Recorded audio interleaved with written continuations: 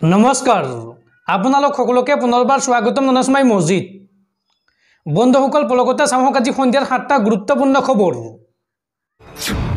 প্ৰথমটো খবৰ ৰাজ্যবাসীলৈ ভাল খবৰ অসমত নিৰ্মাণ হৈছে প্ৰথমটো সৰ্ববৃহৎ প্ৰধানমন্ত্ৰী আৱাস যোজনাৰ কলনী শীঘ্ৰে অসমৰ ভিন্ন স্থানৰ ভূমিহীন লোকে লাভ কৰিব এই সুবিধা অসমত নিৰ্মাণ হৈছে প্ৰথমটো সৰ্ববৃহৎ প্ৰধানমন্ত্ৰী আৱাস যোজনাৰ কলনী নাহৰকটীয়াৰ নামচাঙত 32 বিঘা ভূমিত সম্পন্ন হৈছে নিৰ্মাণ কাৰ্য 113 গৰাকী ভূমিহীন লোকে লাভ কৰিব এই নতুন গৃহ কলনীখনত থাকিব বিভিন্ন সা-সুবিধা একোটা পৰিয়ালে লাভ কৰিব আধা কোঠাকৈ মাটি লগতে থাকিব সৌৰ শক্তিৰ ব্যৱস্থা জলজীৱন আঁচনিৰ অধীনত বিশুদ্ধ খোৱা পানীৰ সুবিধা লাভ কৰিব এই কলনীৰ লোকসকলে লগতে অনাময় আঁচনি শিশু উদ্যান এটা অংগনবাদী কেন্দ্ৰ থাকিব আৰু এখন কাৰিকৰী প্ৰশিক্ষণ কেন্দ্ৰ থাকিব লগতে কুকুৰা গাহৰি ছাগলী গৰু আৰু মহ পালনৰ সুবিধা থাকিব প্ৰতিটো ঘৰৰ বাবদ চৰকাৰে প্ৰদান কৰিছে 1,50,000 টকা আৰু কলনীৰ পথ পকীকৰণৰ বাবে 49 লাখ টকা প্ৰদান কৰা হৈছে লগতে বিশুদ্ধ খোৱা পানী যোগানৰ নামত 1,18 লাখ টকা ব্যয় কৰা হৈছে পথৰ দাঁতিৰ সৌৰ ব্যৱস্থাৰ বাবদ 9,99,000 টকা প্ৰদান কৰিছে চৰকাৰে আৰু মুখ্যমন্ত্ৰী হিমন্ত বিশ্ব শৰ্মাই অতি শীঘ্ৰে আনুষ্ঠানিকভাৱে মুকলি কৰিব এই আদৰ্শ কলনীটো আৰু শীঘ্ৰে অসমৰ বিভিন্ন অঞ্চলত ভূমিহীন লোকে এনে নতুন কলনী লাভ কৰাৰ সম্ভাৱনা আছে পৰৱৰ্তী খবৰ নৱবৰ্ষৰ প্ৰাক্ষণত মোদী চৰকাৰৰ আন এক উপহাৰ ৰেচন কাৰ্ডৰ দৰে আন এক অভিলাষী আঁচনি ঘোষণা কেন্দ্ৰীয় চৰকাৰৰ এতিয়াৰ পৰা মাত্ৰ 25 টকাত লাভ কৰিব 1 কেজি উন্নতমানৰ চাউল নৱবৰ্ষৰ প্ৰাক্ষণত পুনৰ মোদী চৰকাৰৰ আন এক উপহাৰ ৰেচন কাৰ্ডৰ দৰে আন এক অভিলাষী আঁচনি ঘোষণা কেন্দ্ৰীয় চৰকাৰৰ বিনামূলীয়া নহয় এইবাৰ ৰেহাই মূল্যত চাউল দিব চৰকাৰে নৱবৰ্ষৰ প্ৰাক্ষণত সাধাৰণ জনতাক এই সুখবৰ দিলে মোদী চৰকাৰে শীঘ্ৰে 25 টকাতে লাভ কৰিব চৰকাৰী চাউল প্ৰতি কেজি চাউল 25 টকা ৰেহাই মূল্যত পাব জনতাই চৰকাৰী এজেন্সিৰ জৰিয়তে সস্তাতে লাভ কৰিব চাউল NAFED আৰু NCCF কেন্দ্ৰীয় ভাণ্ডাৰৰ দোকানত পাব এই চাউল আটা দাইলৰ পাছত এইবাৰ নতুন আঁচনি ভাৰত চাউল দেশত আহি আছে ভাৰত চাউল নামৰ অভিলাষী আঁচনিখন দেশৰ কোটি কোটি জনতাক সামৰি ল'ব এই আঁচনিয়ে খাদ্য সামগ্ৰীৰ মূল্য বৃদ্ধিৰ সৈতে মোকাবিলা কৰিবলৈ চৰকাৰে হাতত লৈছে এই প্ৰস্তুতি পৰৱৰ্তী খবৰ ই-ৰিক্সা আৰু ডাম্পাৰ চলাচলৰ বাবে আহি গ'ল নতুন নিৰ্দেশনা এতিয়াৰ পৰা যেতিয়া তেতিয়াই যধে মধে ৰাজপথত চলাচল কৰিব নোৱাৰিব ই-ৰিক্সা আৰু ডাম্পাৰ এই নিয়ম অমান্য কৰিলেই মালিক আৰু চালকৰ বিৰুদ্ধে লোৱা হ'ব কঠোৰ ব্যৱস্থা ই-ৰিক্সা আৰু ডাম্পাৰৰ চালকলৈ ডাঙৰ নিৰ্দেশনা এতিয়াৰ পৰা যেতিয়াই তেতিয়াই চলিব নোৱাৰিব ডাম্পাৰ আৰু ই-ৰিক্সা নিৰ্দিষ্ট সময়ৰ ভিতৰতে চলিব পাৰিব ডাম্পাৰ আৰু ই-ৰিক্সাসমূহ সন্ধিয়া 5 বজাৰ পৰা পুৱা 6 বজালৈকে চলিব নোৱাৰিব কোনো ই-ৰিক্সা আৰু সন্ধিয়া 5 বজাৰ পৰা পুৱা 7 বজালৈকে চলিব নোৱাৰিব ডাম্পাৰ এই নিয়ম ভংগ কৰিলেই বিপদত পৰিব চালক আৰু মালিক ৰাষ্ট্ৰীয় ঘাইপথ গড়কাপ্তানি পথত পাৰ্কিং কৰিব নোৱাৰিব কোনো ধৰণৰ বাহন লগতে হোটেল ৰেষ্টুৰাৰ সন্মুখত পাৰ্কিং কৰিব নোৱাৰিব কোনো বাহন হোজাই জিলা দণ্ডাধীশ লাচিত কুমাৰ দাসৰ এই কঠোৰ নিৰ্দেশনা বন্ধুসকল তাৰপিছত 4 নম্বৰ খবৰটো জনোৱাৰ আগতে আপোনালৈ এটা সৰু ৰিকুৱেষ্ট যদি তেওঁলোকে এই ভিডিঅ'ত লাইক কৰা নাই তেন্তে প্লিজ এটা লাইক কৰি দিয়ক আৰু এনেকুৱা ধৰণৰ নতুন নতুন ভিডিঅ' পাবলৈ চেনেলটো ছাবস্ক্ৰাইব কৰি কাষত থকা বেল আইকনটো প্ৰেছ কৰি ৰাখক পৰৱৰ্তী খবৰ 2024 লোকসভা নিৰ্বাচনৰ পূৰ্বে এইবাৰ বিপদত পৰিছে কংগ্ৰেছ নেত্ৰী প্ৰিয়ংকা গান্ধী দুৰ্নীতি আৰু জালিয়াতিৰ গোচৰত প্ৰিয়ংকাৰ বিৰুদ্ধে ইডিৰ চাৰ্জশ্বিট। লোকসভা নিৰ্বাচনৰ পূৰ্বে বিপদত পৰিছে কংগ্ৰেছ নেত্ৰী প্ৰিয়ংকা গান্ধী। ইডিৰ চাৰ্জশ্বিটত এইবাৰ আহিল প্ৰিয়ংকা গান্ধীৰ নাম।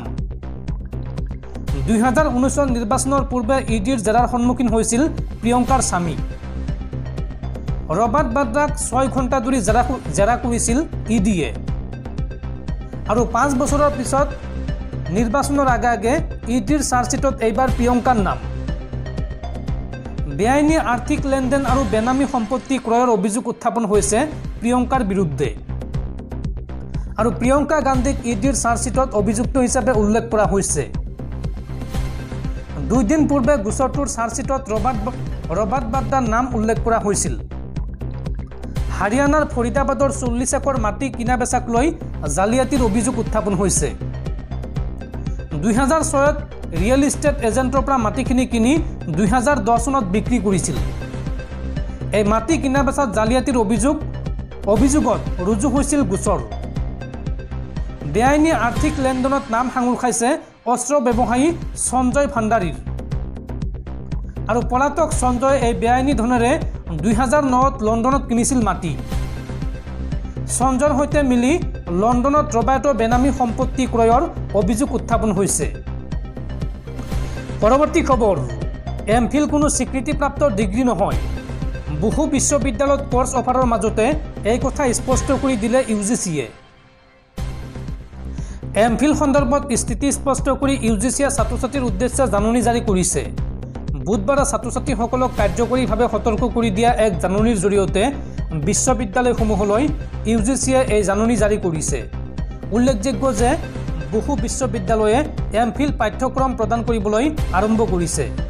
তাৰ মাজতে বিশ্ববিদ্যালয় অনুদান আয়োগ বা ইউজিচিয়ে এমফিল স্বীকৃতিপ্ৰাপ্ত ডিগ্ৰী নহয় বুলি কৈছে।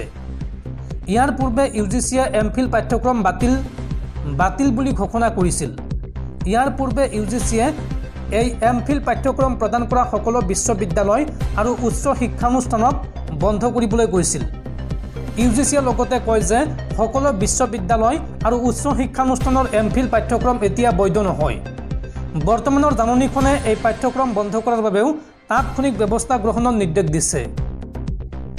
পৰৱৰ্তী খবৰ, ৰাজ্যৰ সংখ্যালঘু লোকলৈ ভাল খবৰ। ৰাজ্যৰ সংখ্যালঘু লোকক বিনামূলীয়াকৈ ই-ৰিক্সা আৰু চিলাই মেচিন দিব বিজেপি চৰকাৰে। আপুনি কেনেকৈ কৰিব আবেদন আৰু কি তথ্য জমা দিব লাগিব চাওঁ আহক। ৰাজ্যৰ সংখ্যালঘু লোকসকলক বিনামূলীয়াকৈ ই-ৰিক্সা আৰু চিলাই মেচিন দিব বিজেপি চৰকাৰে।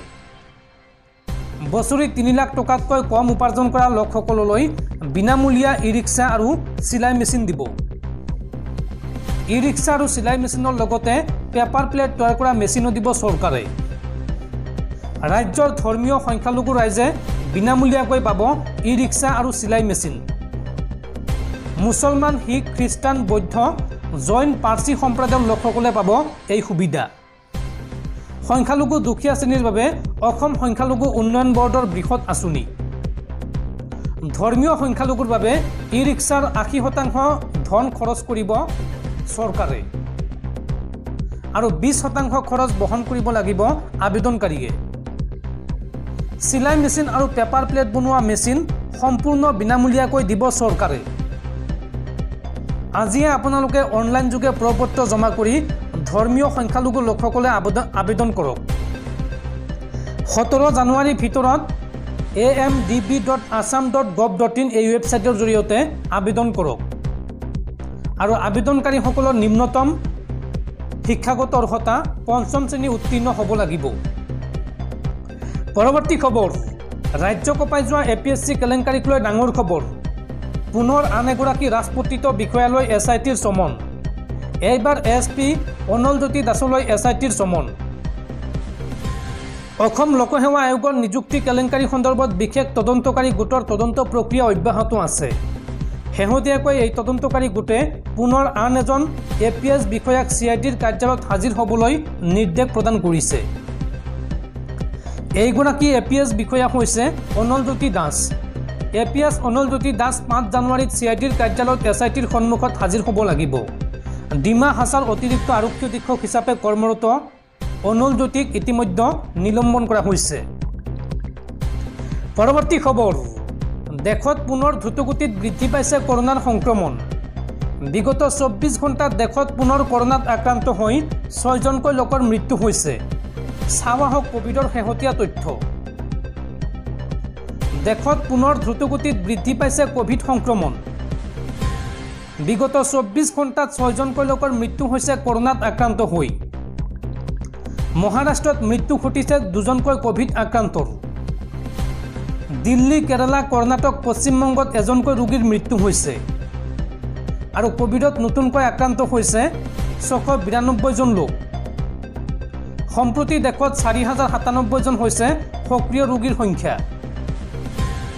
আৰু কোভিডৰ সমান্তৰালকৈ ইয়াৰ সাব ভেৰিয়েণ্ট JN.1 সংহাৰ অব্যাহত আছে দেশত দেশৰ ৰাজধানী চহৰ দিল্লী পালেহি কোভিডৰ সাব ভেৰিয়েণ্ট JN.1 দিল্লীত সাব ভেৰিয়েণ্ট JN.1ত প্ৰথমজন লোক আক্ৰান্ত হৈছে কেন্দ্ৰীয় স্বাস্থ্য মন্ত্ৰালয়ৰ তৰফৰ পৰা কোভিডক লৈ ইতিমধ্যে জাৰি কৰা হৈছে সতৰ্কবাণী আৰু কোভিডত আক্ৰান্ত হৈ মৃত্যু হৈছে অভিনেতা তথা DMDKৰ নেতা বিজয় কান্তৰো